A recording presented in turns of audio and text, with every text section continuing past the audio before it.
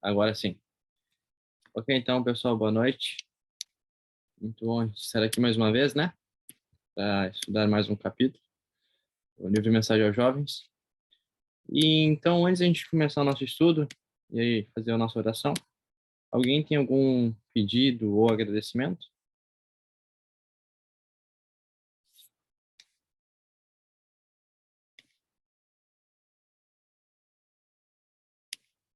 Sim?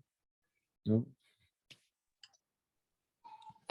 Eu gostaria de agradecer a Deus pelas bênçãos, pelo cuidado dele, pelas misericórdias dele que se renovam todos os dias para nós, por ele ser tão bom, né? Mesmo se nós merecemos nada, ele nos dá vida, nos dá proteção, nos dá nossa família.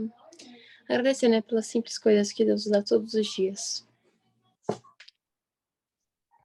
Ok. Mais alguém, pessoal?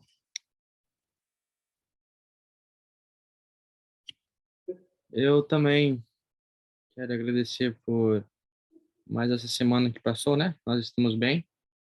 Também agradecer que a nossa orquestra tocou ali no IACS esse sábado e deu tudo certo para honra e glória de Deus.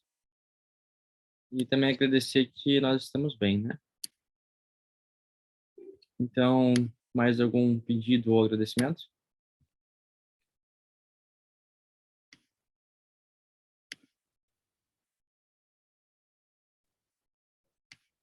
Sim. Acho que, então, não havendo, né? Para a gente ficar dentro do nosso tempo. Davi, você ora para a gente começar, por favor?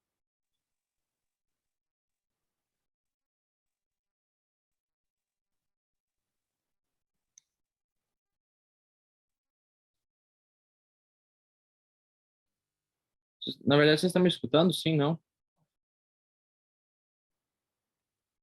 Ok. Acho que o Davi não está escutando, então. Gustavo, você ora para a gente começar, então, por favor? Oi, claro. Então, vou fechar os nossos olhos. Oremos. Pai nosso que está nos céus, muito obrigado por mais uma segunda de estudos que tu nos deste. Queremos te pedir que o seu Espírito fique sobre nós agora, que nós entenda tudo o que foi passado e que consigamos aproveitar tudo nesse momento, em nome de Jesus.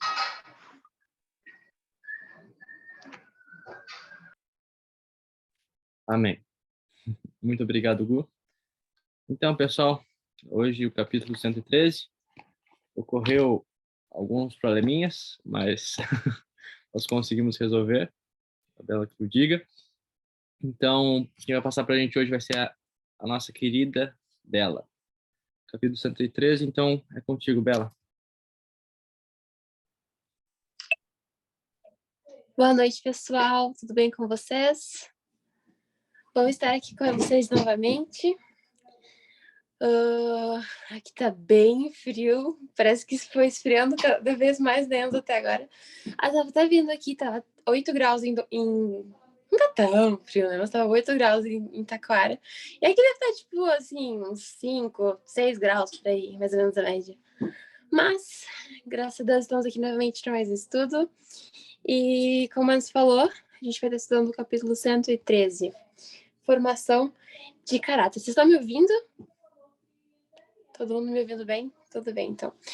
Lembrando, se vocês quiserem ligar as câmeras, fiquem à vontade. É mesmo uma conversa. Eu creio que todo mundo estudou o capítulo. Então, a gente vai estar recapitulando junto, vendo as partes mais importantes. Quando vocês tiverem algum destaque, alguma coisa interessante que vocês quiserem compartilhar, podem falar, se estão à vontade. Levantem as mãos ou falem aí quando eu estiver falando. E caso eu estiver falando muito rápido, vocês me avisem também, porque às vezes eu me empolgo e falo muito rápido. Enfim, o nome do capítulo é A Formação do Caráter. E eu estava pensando, né? Ellen White fala que não tem outra obra mais grandiosa do que essa, que é a formação do nosso caráter para o céu. E ela fala que essa não é obra de um dia ou de um ano sequer, mas é obra da vida inteira. Então, assim, desde que a gente nasce, a gente está formando o nosso caráter. E ela também fala que Desde pequenininhos até mais ou menos 8 anos de idade, a criança praticamente formou o caráter dela. As coisas mais importantes até os 8 anos de idade. Mas, apesar de depois dos 8 anos, como a gente está com o caráter formado assim, ser mais difícil, nosso caráter, a formação dele, dura a vida inteira. Então, demanda muita luta. É uma luta mesmo pela conquista do nosso eu. Porque nós precisamos subjugar o nosso eu, isso demanda muito esforço, um esforço contínuo, por isso que é uma luta constante, né? Para que nós possamos sujeitar o nosso eu à vontade de Deus, e nisso consiste a formação do caráter, a santificação, a busca pelas coisas do alto. Bom, a primeira parte do capítulo vem falando sobre os filhos em relação com os pais. E aí começa falando que Satanás, ele tenta os filhos a uma coisa, a serem reservados para com os pais deles. E aí muitas vezes esses filhos que são reservados para com seus pais costumam buscar outras pessoas como conselheiros deles. E ali fala que são muitos jovens, né, enfim, buscam como confidentes outros jovens inexperientes para contar segredos, para pedir conselhos. Isso acontece frequentemente. Eu até estava lendo, lembrei, assim, fiquei pensando, a história de Roboão veio na minha mente, assim, né? Vocês lembram a história de Roboão? Alguém poderia dar um resumo, assim, da história de Roboão pra gente, se alguém lembrar aí? Alguém gostaria de compartilhar? Se alguém lembra da história de Roboão? Dou-lhe uma. Eu posso falar, Bela, já que, Aí, já que ninguém se pronunciou, né? Então, sendo bem resumido mesmo, Roboão sendo filho de Salomão, né? Neto de Davi. E Salomão tinha acabado de morrer e quem tomaria o trono seria Roboão, né? O filho mais velho, herdeiro do trono. Então, o povo, ele se congregou e pediu para que os impostos, os encargos que estavam sobre a nação fossem abaixados, né? Porque Salomão colocou muitas cargas sobre o povo. E era muito dinheiro que entrava, né, para Salomão. A Bíblia diz que eram 666 quilos por ano de ouro. E é muita coisa. Mas, então, Roboão ele chama os conselheiros, né? Para saber o que fazer. E os conselheiros mais velhos, eles disseram, né? Vamos baixar, né? O povo não está mais aguentando. Tá muito pesado para o povo, né? Vamos baixar os impostos. E só que antes de colocar em prática ou fazer qualquer coisa, ele vai e conversa com os amigos dele, né? Com a galerinha que cresceu com ele. E também Robão não deveria passar dos 30 anos, né? Porque, não passaria dos 30 anos, não. Mas ele conversou com o pessoal da idade dele e eles falaram, não, aumenta aí que a gente quer mais festa, né? Aumenta os encargos que é melhor para ti. Ele foi lá e deu aval para aumentar mais os impostos. Ele tem aquele texto bíblico, né, que fala que ele ia dobrar tudo que Salomão tinha feito e tal. E contanto que o que aconteceu foi que o reino foi dividido, né, em duas partes. Eu acho que era isso, né? sim, eu sempre falo que ele é nossa enciclopédia ambulante, alguma coisa assim, eu sempre falo. Ele tem todas as histórias na cabeça, é impressionante. Mas muito obrigada, Enzo. Realmente, essa história de Roboão e a escolha dele em não ouvir os conselhos, ele pegou conselhos dos anciãos e também pegou conselhos dos jovens.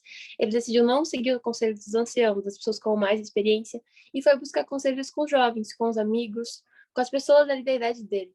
E realmente ele se deu bem mal. E aí, na Bíblia ali, quando fala sobre ele, também faz referência a um texto de Provérbios, que fala que aquele que anda com sábios vai ser sábio. Aquele que anda com os tolos vai ser tolo. Vai ser tolo, não. Vai ser destruído, vai ter... É que tem um texto também que fala que vai ser tolo, mas não, vai ser destruído, vai acabar mal. Então, ali ele acaba buscando o conselho dos tolos, e ele acaba se dando muito mal, porque o reino é dividido, ele acaba que fica com somente Benjamim e Judá, né, Enzo? Ficam com Roboão e o restante tudo com o irmão dele, Jeroboão. Então acontece, assim, uma tragédia no reino, justamente por ele não buscar bons conselhos. Então, às vezes chega numa certa idade, a gente pensa, eu já tenho o suficiente, sei bastante coisa, eu posso escolher por mim mesmo e tudo mais. E aí tem esse conselho, né, para nós, que nós devemos ser reservados, que nós não devemos ser reservados para nossos pais. E eu não sei se vocês têm alguma experiência, alguma coisa para contar nesse sentido, mas isso é uma coisa que me impressiona bastante, assim, porque muitas vezes a gente é acostumado a ter melhores amigos, sei lá, pessoas com quem a gente tem mais intimidade. Muitas vezes a sociedade mesmo não nos influencia a termos nos nossos pais nossos melhores amigos. Então, acho que isso é uma questão que desde pequeno as crianças devem, né, buscar nos pais os melhores amigos, desde a primeira infância, desde pequenininhos. Os pais mesmos precisam despertar isso nos filhos, né? Essa necessidade, esse amor especial para com os pais, sabe? Sabe, assim, às vezes a gente quer muito estar com os amigos e fazer coisa com os amigos, mas a gente deve entender que a companhia dos nossos pais é a mais gostosa e deve ser a melhor ansiada, assim, né? Então, e como isso é importante, né? A companhia dos pais. E a gente fica pensando, e também estava pensando assim sobre isso, e veio na minha mente aquela questão da socialização, que é clássico das pessoas que começam, as crianças, né? Quando os pais decidem fazer homeschooling com as crianças, a primeira coisa que vem na mente das pessoas é, tá, e a socialização? O que vai acontecer? O seu filho vai ficar excluído do mundo? Vai estudar em casa? Como é que ele vai se relacionar com as outras pessoas? Como que ele vai conseguir viver numa sociedade? Porque ele vai ficar em casa, não vai ter amigos, vai ficar totalmente excluído. Como assim? Como que ele vai ter socialização? Como é que vai ser isso na vida dele? Ele vai ficar excluso de tudo? E a importância disso, da criança estar mais perto dos pais, e não com crianças com pessoas, com seres da mesma idade, da mesma faixa etária. A importância da criança, de nós mesmos, na verdade, de todas as pessoas, né? De se relacionar com todas as faixas etárias, porque na verdade é isso que faz a gente crescer, né? Criança, a gente tem que ter na mente que criança não cresce. Eu tô falando muito de criança, né? Porque formação de caráter, coisas de crianças pequenas, mas criança não cresce com criança, né? Criança cresce com adultos, com idosos, com adolescentes, porque ela vai aprender. Ali ela vai ter uma experiência, vai aprender com o que as pessoas fazem. Agora imagina, criança na escola, na escola, em qualquer lugar, né? Mas aí crianças de 5 anos se relacionam somente com as crianças de 5 anos. E aí é mesmo aquele texto que eu tinha falado, né? Quem se relaciona com tolos, quem convive com tolos será tolo. Não é que criança é tola, mas assim, ela tem aquele conhecimento da faixa etária dela. Ela tá aprendendo ela tá ali nas coisas simples, ela muitas vezes não teve muitas experiências, e ela tá ali com outras crianças que sabem a mesma coisa que elas. E ali ela tem o aprendizado dela. Imagina se ela estivesse convivendo com adultos. É bem diferente, assim, eu vejo às vezes famílias que as crianças, tipo, vivem com ou fazem homeschool, ou tem costume de conviver com adolescente, com idosos. E eles são, assim, não existe essa problemática da socialização, sabe? Eles são até sociáveis demais. Porque eles falam bastante, eles não são retraídos, sabe? Não são assim, ai, tem criança que, assim, por exemplo, está com a família, encontro de famílias, ou com todo mundo, não sabe se relacionar. Porque, coitadinha, ela só foi exposta a outras crianças. Ela sabe o quê? Ela sabe brincar, ela sabe fazer coisas com as outras crianças. Ela não foi exposta a adultos ou alguma coisa maior. Então, essa é a importância, né? Mas acho que tem alguém que querendo falar. Tem o Marcos e o Enzo, podem ficar à vontade, gente. Não sei quem levantou a mão primeiro, mas digam aí. É o Marcos, pode falar, Marcos. Então, sobre isso que a Isabela falou, é bem interessante, porque eu lembro de um estudo que eu não lembro onde é que eu ouvi esse estudo, né? Mas o fato é que o estudo ele foi feito com alunos de homeschooling e alunos de escolas convencionais. Então, eles colocaram alunos que foram educados pelo homeschool em uma sala e alunos que foram educados pela escola convencional em outra sala. E os alunos que foram educados em escola convencional, eles colocaram, introduziram nessa sala pessoas que eles nunca tinham visto, de várias faixas etárias. E também fizeram o mesmo na sala dos alunos que tiveram homeschooling. E os alunos que tiveram educação domiciliar, eles ficou visto que eles se interagiam melhor, eles conseguiam começar a conversar, fazer uma conversa com aquelas pessoas novas que entravam na sala de aula, enquanto os que estavam escolarizados ficaram só no grupinho deles, se fecharam e não interagiam com aqueles novas pessoas que entraram dentro da sala. Então veja que essa socialização, ela a socialização verdadeira, ela é algo que integra todas as faixas etárias. E como a Isabela falou, a gente é educado desde o começo a lidar com apenas a nossa faixa etária, né? E eu posso falar um pouco isso com propriedade, porque quando eu fui para o campo, quando minha família foi para o campo, é, não tinha jovens perto da minha idade. Tinha umas crianças e tinha adultos, simplesmente. Mas eu percebi que foi um grande aprendizado. Eu percebo que Deus me levou àquela situação para que eu pudesse ganhar a experiência dos mais adultos e pudesse me socializar com aqueles pequenos.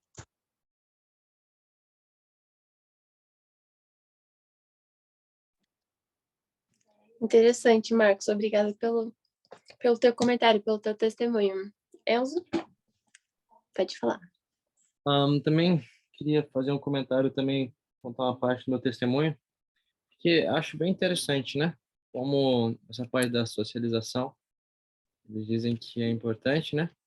Mas, pro meu bem, graças a Deus, desde pequeno, meus pais, a maioria dos amigos deles só não tinham filhos, né? Ou quando tinham filhos, eram já filhos adultos. Então, desde pequeno, me aprendi a socializar ou com crianças mais novas ou com adultos, né? Pessoas mais velhas do que eu. Então, isso foi muito bom, né?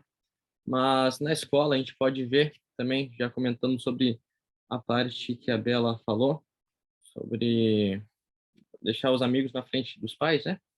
E é uma coisa muito séria mesmo, porque por um bom tempo eu eu não contava praticamente nada do que eu fazia para os meus pais, assim, a não ser o básico, né? Então eu não tinha tanta conversa assim com eles nessa parte, né? Sobre meus amigos, essas coisas, eu tinha com eles eu era mais aberto, eu falava mais, contava mais coisas. E isso prejudica muito, né? Porque foi pensar, as pessoas da nossa idade, as criaturinhas, né? Elas não viveram mais que a gente, não sabem mais que a gente, né? Nossos pais, eles já viveram uma vida inteira, né? Uma aprendizagem, e eles sabem o que é melhor pra gente e vão fazer o que é melhor pra gente, né? Sem pensar duas vezes. Mas graças a Deus, depois que veio pro sítio, eu já melhorei bastante, né? É uma luta, né? Depois que aprende a ser desse jeito, mas graças a Deus, cada dia melhorando, né? E é bom a gente ter esse contato com nossos pais, né? Porque, na verdade, eles têm que ser nossos melhores amigos, né? E isso é muito gostoso. E ver também, né, que pessoas que estão mais acostumadas na escola com pessoas da mesma faixa etária, né, não aprenderam como é que eu posso dizer, a se interagir, né, com pessoas mais velhas. Eu tenho vários amigos que a gente está conversando ali, ele conversa, bem tranquilo e tal, mas chega um adulto, ele já se retrai completamente, né? Ele não consegue, não tem mais o que falar, não consegue se pronunciar, né? E é uma coisa terrível, porque na vida a gente vai ter que lidar com pessoas de todas as idades, né? Mas então é uma coisa que nós devemos fazer, né? Tentar ao máximo ter essa socialização, que não é só com a nossa faixa etária, né? Com adultos e com crianças também. Lindo testemunho, Elzo. Deus seja louvado. Isso mesmo. Isa, você levantou a mão? Pode falar.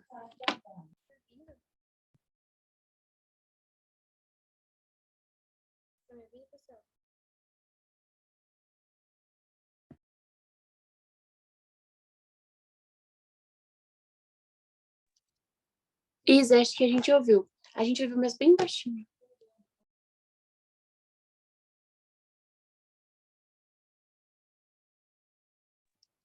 Tá. A Isa disse que vai escrever. Então a gente já leu o que ela vai dizer. Mas é isso aí mesmo, né, gente? A gente sabe que a Noite também tem um texto que fala que a alma cresce à altura daquela que admira. Então a importância de a gente ter no nosso convívio pessoas nas quais a gente possa se inspirar, nas quais a gente possa realmente ter como um exemplo, né? Nesse mesmo parágrafo, vem falando nessa parte que eu estava falando de ter os pais como referência, com quem a gente pode contar o tempo inteiro. E ele fala, né? Quem é capaz de indicar o perigo que eles, os filhos, correm? Como os pais piedosos? Quem pode, como eles, compreender o temperamento particular dos filhos? E depois fala, a mãe que observou cada modo de pensar desde a infância, estando assim familiarizada com a natural inclinação, está mais bem preparada para considerar seus filhos. Quem pode dizer tão bem quais os traços de caráter a combater e restringir com a mãe ajudada pelo pai? Então, que coisa linda, né? Eles nos conhecem. Nossos pais vão saber a melhor forma como nos ajudar. Do que adianta a gente pedir conselhos para nossos amigos? Muitas vezes expor nossa vida e que são pessoas que talvez estão precisando da mesma forma como nós, de uma pessoa que ajude, uma pessoa que guie, dos pais, né? E nossos pais foram dados para nós como guias. Eles receberam essa essa tarefa, né, de Deus, de nos guiar. Por isso que a gente precisa ser íntimo dos nossos pais, né? Eles precisam ser os nossos melhores amigos. Então, assim, ninguém melhor do que nossos pais para nos aconselhar. E se por acaso você não tem seu pai como seu melhor amigo, então a gente deve começar a ter essa amizade. Buscar, né? Pedir a Deus, Senhor, me ajuda. Às vezes, né? Sei lá, eu tenho outras pessoas com as quais eu converso mais, meus amigos, tudo mais, que é mais fácil, mas nossos pais precisam ser a nossa maior referência, né? Eles precisam ser nossos melhores amigos, porque eles nos vão dar os melhores conselhos. Mais alguém gostaria de comentar mais alguma coisa? Não sei se a Ida escreveu. Deixa eu ver aqui também. Aqui a Ida escreveu. Eu vou ler, tá, gente? Diz assim: interessante que, se pararmos para pensar, é mais sensato nos aconselharmos com pessoas que já passaram pelo caminho do que com pessoas que estão trilhando o mesmo momento conosco. No caso, nossos pais já passaram pelo que passamos. Sabem o que é melhor quando guiados por Deus. Então, não há nada melhor do que sermos guiados por essas pessoas que Deus colocou em nossas vidas para nos guiar.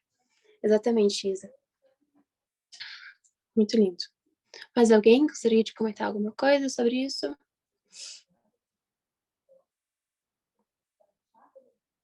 Então a gente pode passar para o próximo tópico, né? Tá falando de várias coisas específicas, assim, dentro da formação do caráter, da importância da formação do nosso caráter, e ele fala sobre tornar os pais felizes, é o segundo subtítulo, gente.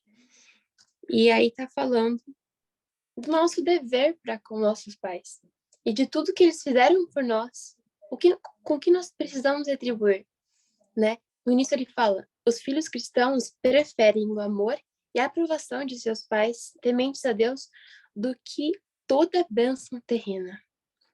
O amor e a aprovação dos nossos pais. Que coisa linda. E aí mais pra frente fala, amarão e honrarão seus pais. E aí ele fala, deve constituir um dos principais cuidados de sua vida, saber como tornarão seus pais felizes. Olha a importância disso, né? Como eu posso tornar minha mãe feliz? Como eu posso tornar meu pai mais feliz? O que eu posso fazer hoje para alegrar a vida deles? Às vezes eles estão ocupados com as tarefas de casa, com os compromissos. Como eu posso fazer para aliviar a vida deles? Isso é uma benção, realmente, né?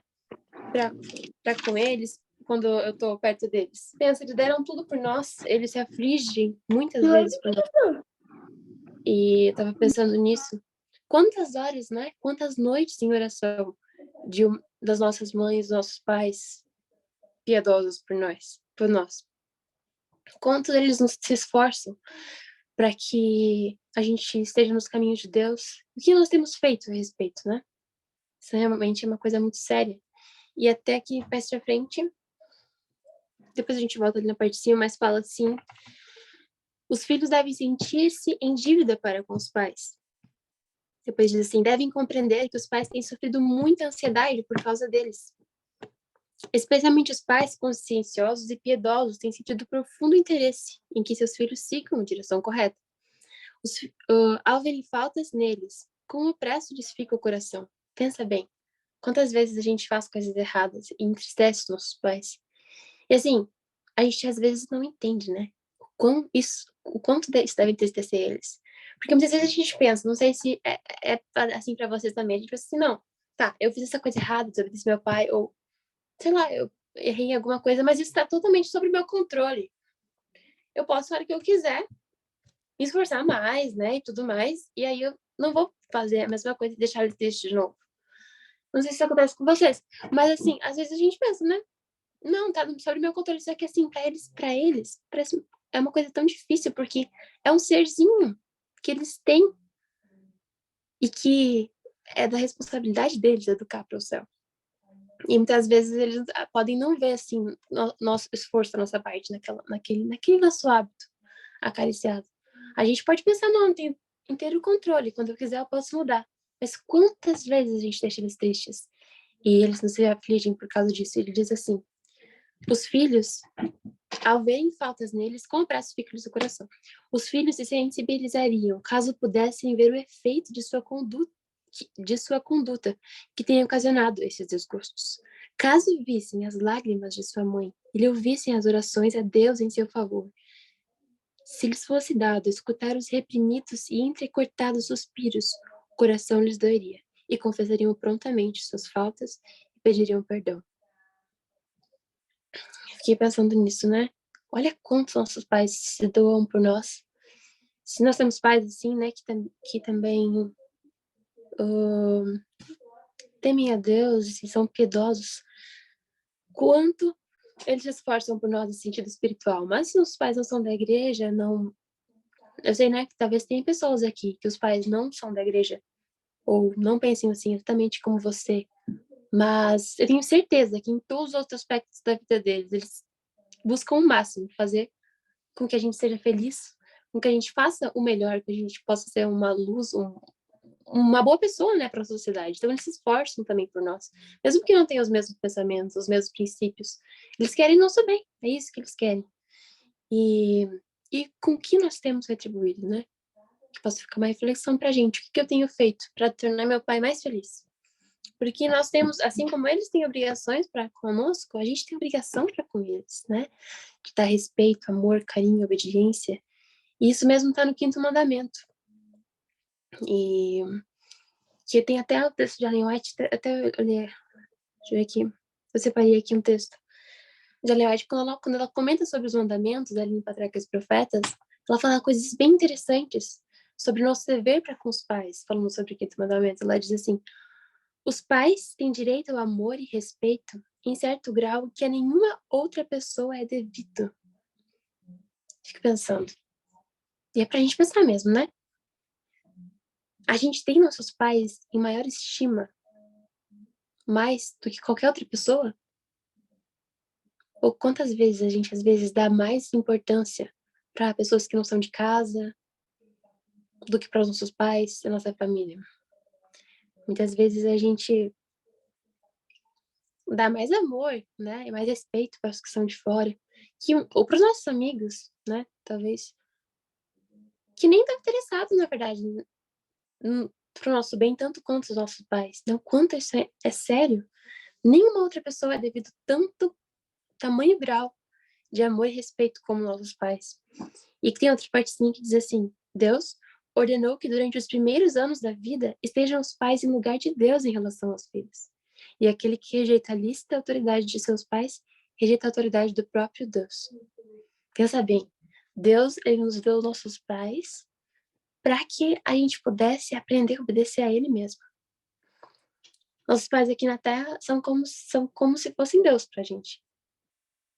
As crianças, quando são pequenas, às vezes elas ainda não têm aquele conceito de Deus tão firme na mente delas, assim, quando elas são bem pequenas, e foi dado dos pais, para que nós pudéssemos aprender a obedecer a Deus. E a Ellen White fala, quando nós aprendermos a obedecer aos nossos pais, a gente vai saber obedecer a Deus. Olha que sério. Então, esse é um dever, né, que nós temos. E mais a última parte que tem aqui, que eu separei, diz assim, o quinto mandamento exige que os filhos não somente tributem respeito, submissão e obediência a seus pais, mas também lhes proporcione amor, ternura, aliviem seus cuidados, zelem de seu nome e o socorram na velhice. Fiquei pensando, né? Cada coisinha aqui tão importante. Ternura, amor, respeito, submissão aos nossos pais, tudo isso nós temos o dever para com eles. E zelar de seu nome. Eu fiquei pensando no zelem de seu nome. A gente deve ter nossos pais numa autoestima. Isso é muito sério. E socorro e console na velhice. Isso é um dever que a gente tem pro resto da nossa vida. Nós devemos ser eternamente gratos aos nossos pais, né? Por tudo que eles fazem pra gente. Eu tô indo meio que por subtítulo, assim, mas vocês falam aí, tá? Se vocês tiverem algum outro destaque nesse subtítulo. Deixa eu dar uma olhada aqui. Ela? Claro, pode falar, Ana. Oi. Bom, o que eu achei interessante, que eu estava pensando aqui, é que eu vejo muitos pais, né, assim, mães principalmente, que renunciam algo por causa de seus filhos, né, na educação, compram livros educativos e renunciam o trabalho para cuidar, para educar os seus filhos, né. E, por exemplo, a minha mãe, eu tenho 15 anos, então a mamãe educou, assim, renunciou muitas coisas para ter ali uma educação, né, para mim. Então, eu crescer e chegar e não ser grata, né, por esse cuidado que ela teve, né, comigo, eu acho que isso vai entristecer, né, vai tornar os pais, a mãe, triste, que é o caso que está falando aqui, né. Então, a gente vê muitos jovens e adolescentes que eles recebem uma educação, né, os pais renunciam muitas coisas e eles não são gratos, né, e acaba que os pais ficam muito tristes por causa disso, né, eles não são gratos como, né, eles desobedecem, né, o pai pode pedir algo ou a mãe, aí eles não querem obedecer, então isso é não ser grato, né, para com os pais que educaram, que se esforçaram tanto para seus filhos. Eu achei muito interessante, até comentei também com os meus pais.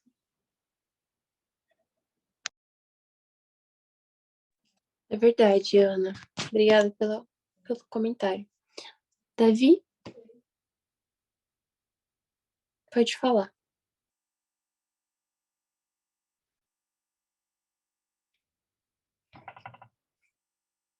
Davi, você levantou a mão? A gente não tá te ouvindo, Davi. Ou quer dizer, vocês estão ouvindo, Davi? Eu não tô ouvindo. Não, né?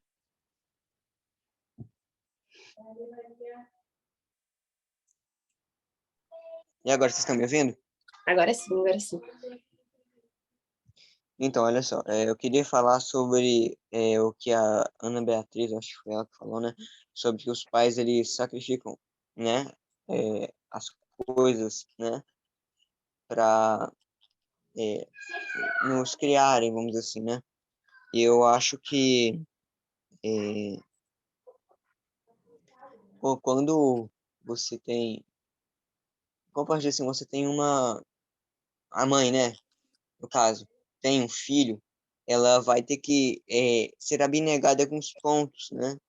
Sobre, porque, tipo, agora não é só ela que tem, não é só ela tem que cuidar dela e de mais um, né? Então, eu acho, assim, que o trabalho dos pais é um trabalho muito bonito mesmo, é um trabalho de dedicação, né? É isso. É um trabalho de muita abnegação, né, Davi? É verdade. Mas alguém gostaria de comentar alguma coisa?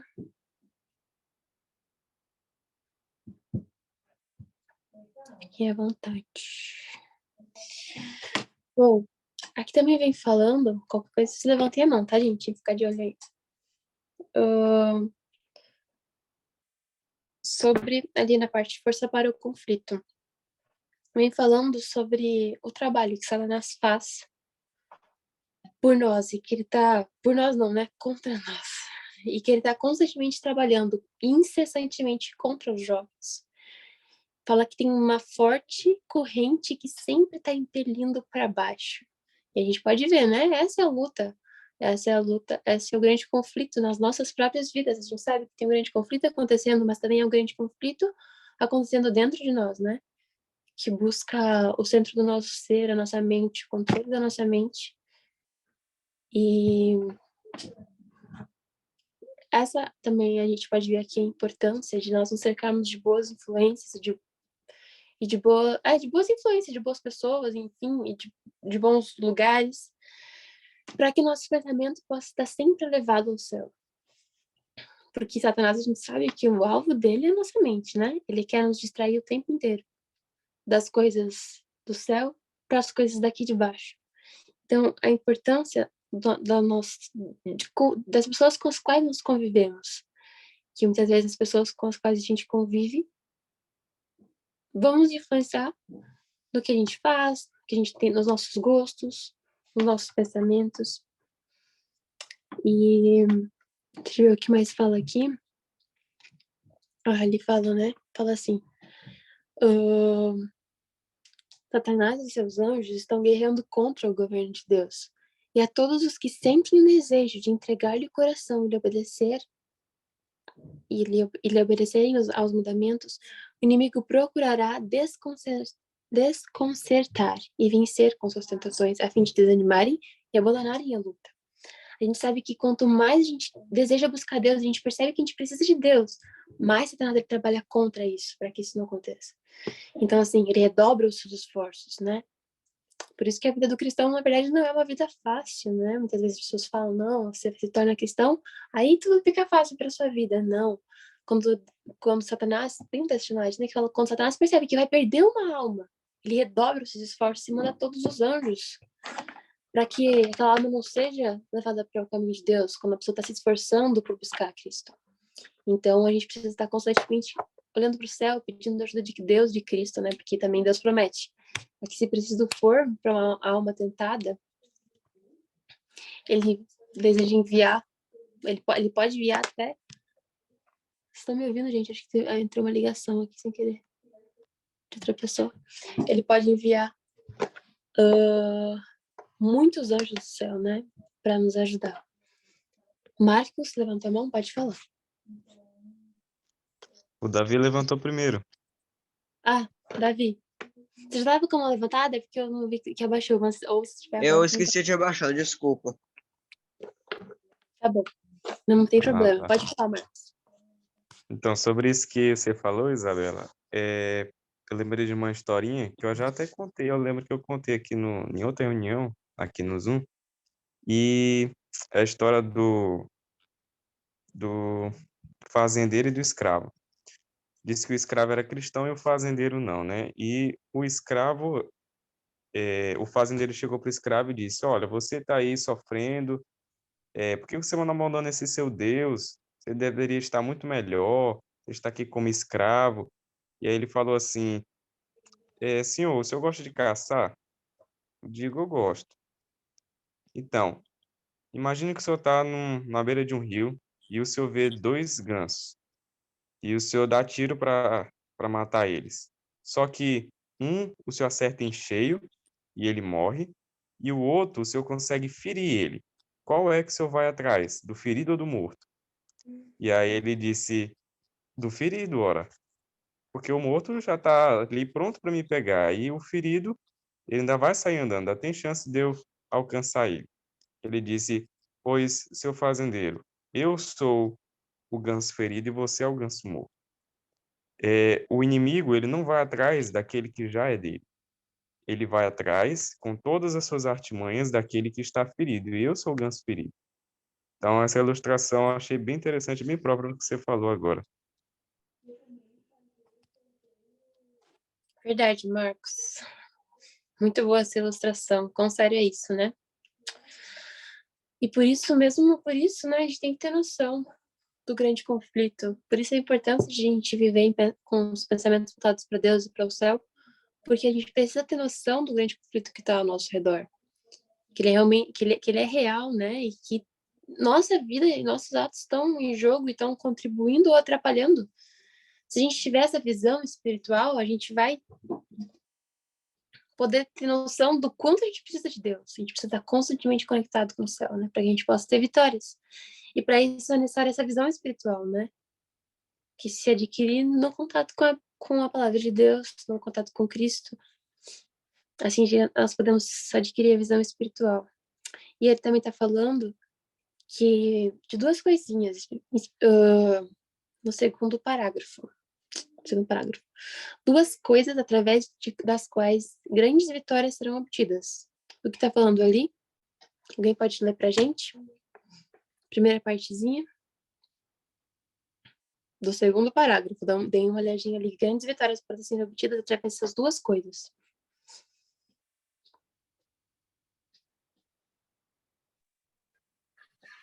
Fervorosa oração e viva fé. Isso. Obrigado, Helena. Fervorosa oração e viva a fé. Olha que quanto é importante, né? A gente estar constantemente em oração, nossos pensamentos sempre voltados para Deus, para que Ele possa nos dar força e nos dar noção do grande conflito. E o que é fé? O que é fé? Alguém pode falar aí pra gente alguma definição de fé? Tem várias definições de fé, né? Alguém quer explicar? O que pode consistir uma fé prática, assim, na vida diária?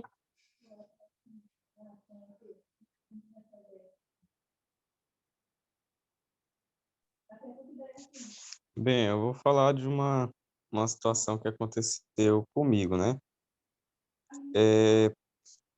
Eu sou marceneiro e eu creio que essa profissão que Deus me deu foi um chamado, né? Lá na minha região e no contexto onde eu vivo. E aconteceu uma situação em que me faltou madeira, matéria-prima.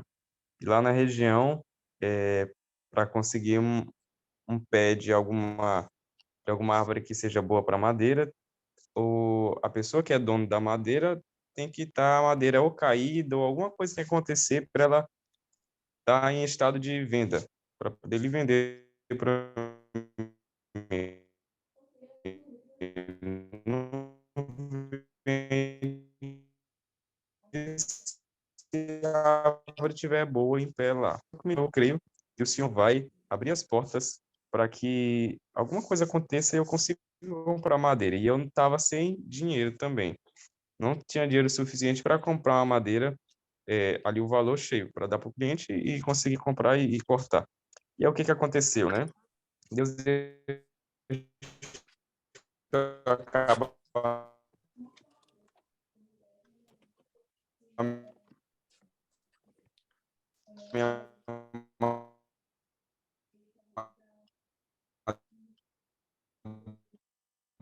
madeira toda e eu vejo que Deus faz muito isso. Ele vai sair um exército muito maior que através dessas situações limite, é ele nos fazer buscar a Deus. E aí, buscando a Deus, Deus deixou as madeiras acabarem, algumas dificuldades aconteceram, né? Não dá tempo de explicar tudo, é uma história muito grande, mas caiu uma chuva lá no Maranhão tão grande que derrubou 7 pés de jaca, que é uma madeira boa lá para fazer móveis. Derrubou 7 pés de jaca grandes. E essa queda de madeira não havia na região há 25 anos. Então, veja só que coisa incrível, né? Eu poderia passar a reunião toda falando aqui dos milagres que Deus fez no meu trabalho, né? Mas só esse pequeno detalhe para mostrar. E com relação ao dinheiro, as pessoas que me venderam a madeira, elas venderam, que a gente chama de serrar de meia. metade do que a gente corta é para o dono e metade é para a gente, ou seja, eu não precisei pagar. E ainda mais, a madeira que eu serrei para eles foi serrada para os donos das madeiras. Eles pediram para me fazer móveis com essa madeira. Então, veja como Deus faz as coisas perfeitas, né? Mas eu tive que entregar na mão de Deus. Reconhecer que eu não tinha solução humana para aquela dificuldade.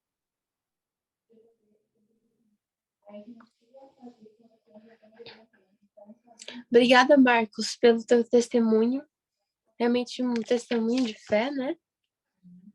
Na vida diária. Então, isso é necessário.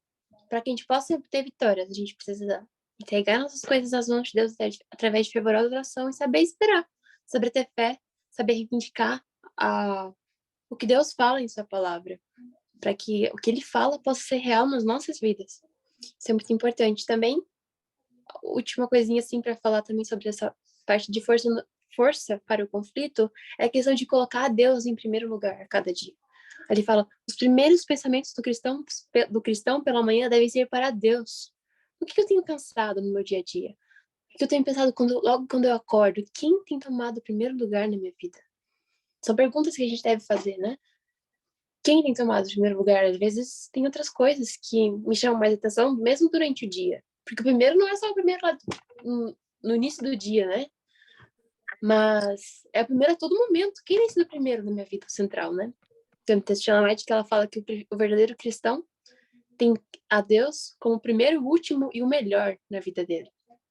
Então a importância de colocar Deus em primeiro lugar e as outras coisas virem depois, né? Assim como meus próprios interesses. Depois de Deus. E, gente, nosso tempo tá se esgotando. Vamos pra frente. Alguém tem algum comentário antes disso? Daqui, do próximo parágrafo também? Pode levantar a mão, pode falar. Talvez não.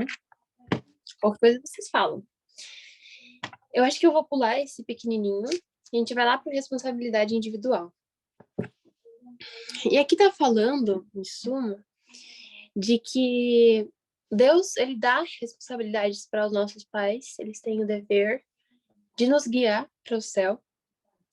Mas, na verdade, no fim das contas, é a gente que escolhe. Isso todo mundo sabe, né? A gente que deve fazer a escolha. E isso não é só quando a gente fica grande não.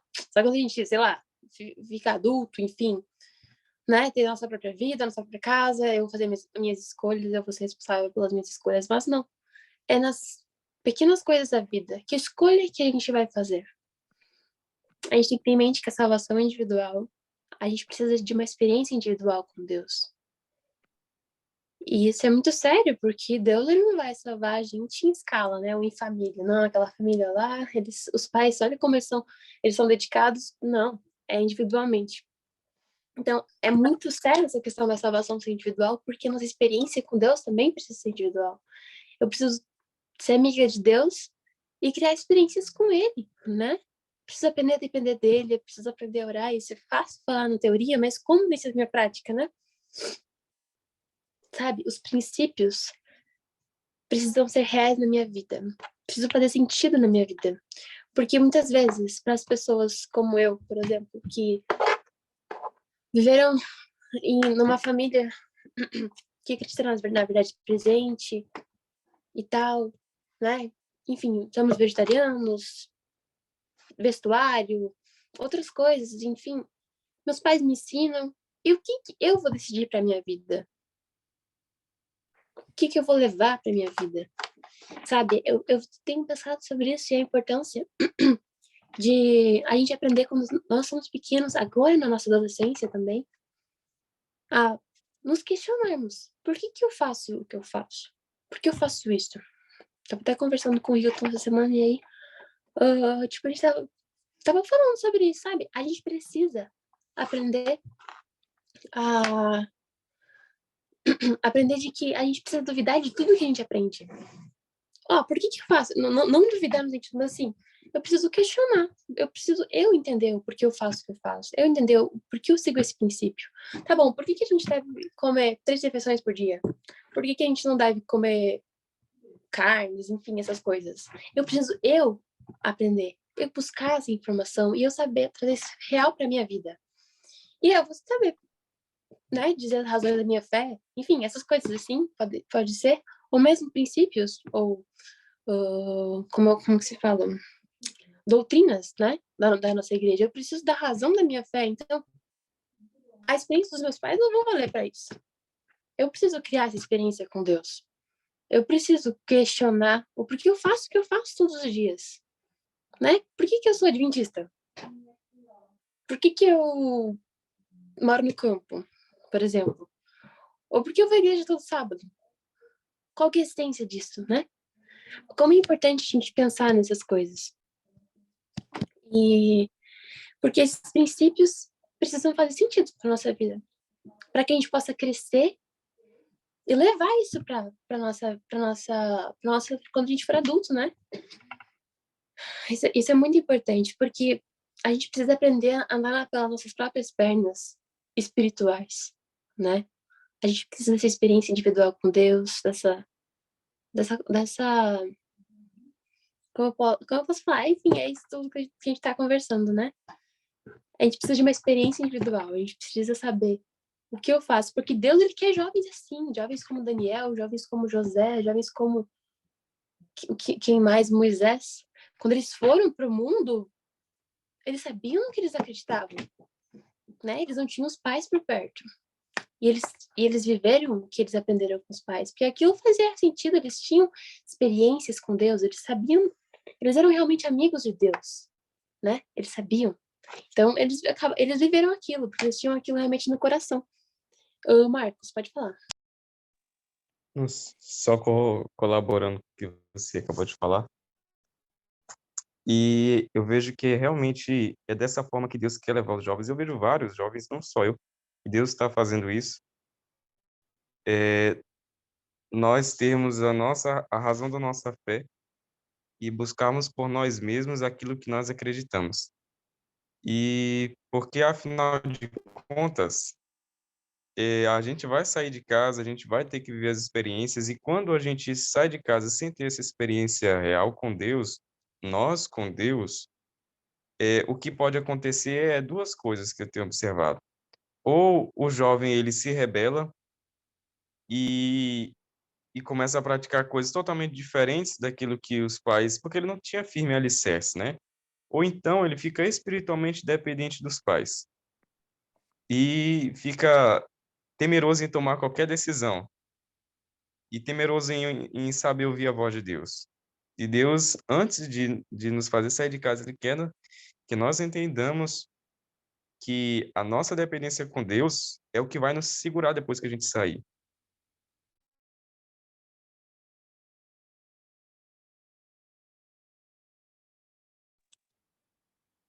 Verdade, Marcos. Mais alguém gostaria de comentar? Alguma coisa?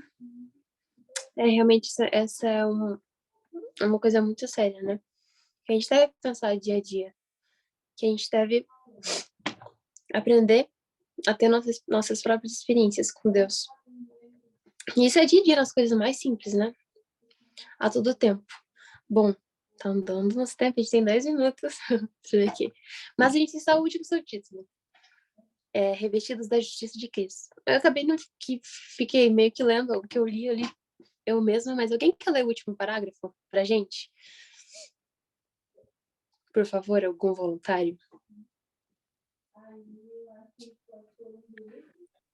Quando estivermos revestidos da justiça de Cristo, não teremos nenhum prazer no pecado, pois Ele estará trabalhando conosco. Poderemos cometer erros, mas havemos de aborrecer o pecado que causou os sofrimentos do Filho de Deus. Obrigada, Helena. Coisa linda esse parágrafo, né? Eu acho que esse é o grande desejo de Deus para nós. Eu acho que essa é o final, assim, o que Deus quer nos fazer de nós, no final. Ele precisa nos revestir da justiça dele. E o que é a justiça de Deus? O que é a justiça de Cristo, né? É aquele apelo, dentro do apelo à igreja de Laodiceia tá essa parte. Que Cristo, ele nos aconselha 3 coisas. E uma delas é as vestiduras brancas. As vestes de Cristo, os mantos da justiça de Cristo. Que a gente precisa pedir a Deus e nos revestir a cada dia. E o que é essa justiça? É o caráter de Deus, né? É a vida de Cristo. Essa é a justiça de Cristo. Então, a gente precisa dessa justiça. E essa é a luta, né? Essa é a luta para a formação do nosso caráter. Para que a gente tenha um novo coração, para que a gente tenha novamente uma nova forma de viver. Para que a gente viva a vida de Cristo e não viva mais, não, nós não vivemos mais, mas sim Jesus na nossa vida, né? Realmente esse é o nosso objetivo e Deus precisa nos ajudar muito, né? Então, que a gente possa consagrar a Deus o nosso ser e tendo em vista todos esses conselhos que a gente teve aqui, que a gente está tendo nesse livro, que a gente possa buscar forças para esse conflito, que é diário, que não é fácil, né? Como a gente está estudando na lição, são os crisóis, não sei, né, quem são os adultos, que são os crisóis pelos quais as provas, né, que são as obreiras de Deus, para a formação do nosso caráter, que nós devemos passar, porque tem um objetivo, que é nos burilar, que é nos preparar para o céu. E a semelhança com Deus, a harmonia para com Deus é o grande objetivo, né? Então, que Deus possa nos ajudar cada dia, que a gente possa aprender cada vez mais dele. Alguém tem mais algum comentário? Antes de nós finalizarmos.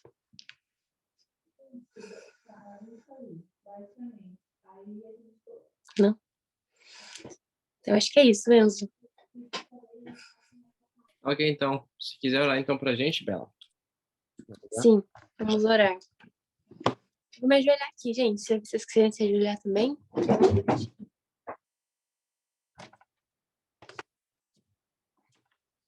Oremos.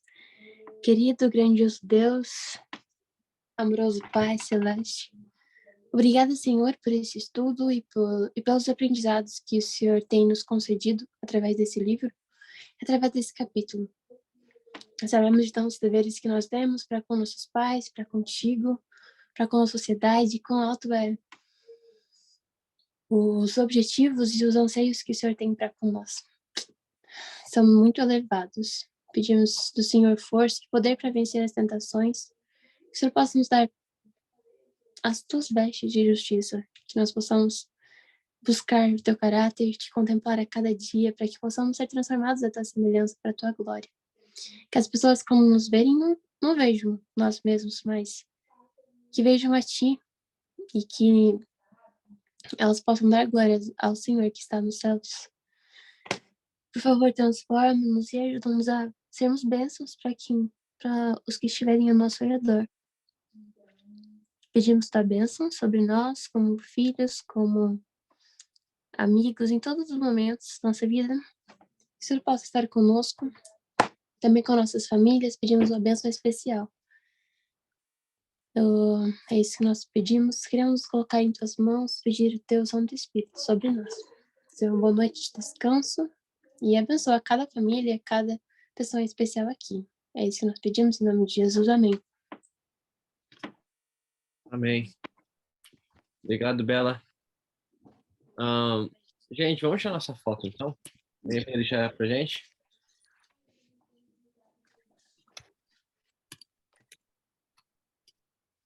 Seria no PC pra tirar? Ô Enzo, posso fazer uma pergunta? Sim.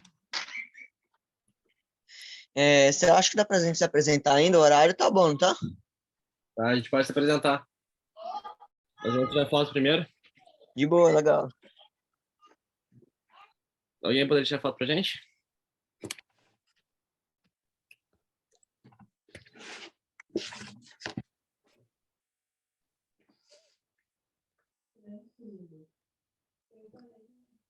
Alguém.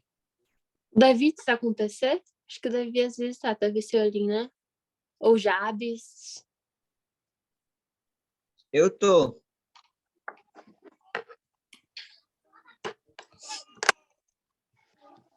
Show, Davi, você tira então? Quem sabe? Não sei quem mais tá.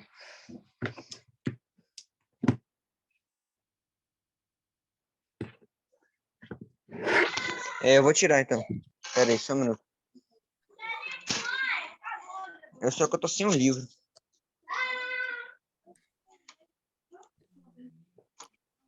Vou tirar aviso. Pra gente Só um preparar. minutinho.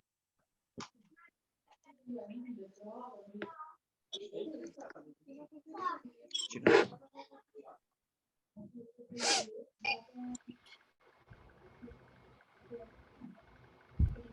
Vai, todo mundo liga as câmeras aí.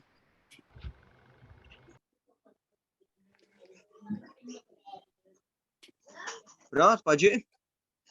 Curtida, Davi.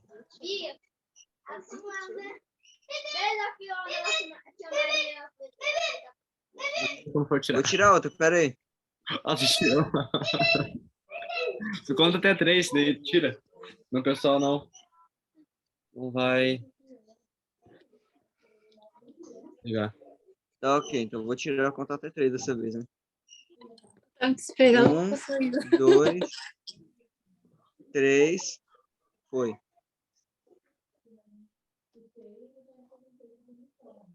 Ei? Sorriso Pronto, daqui a pouco eu mando lá no grupo. Pode então. Se quiser coordenar aí, Davi. Então, agradecer então, pessoal. Todo mundo aí que entrou, foi muito bom o estudo, muito Tá proveitoso. bom, então, vamos lá. Obrigado.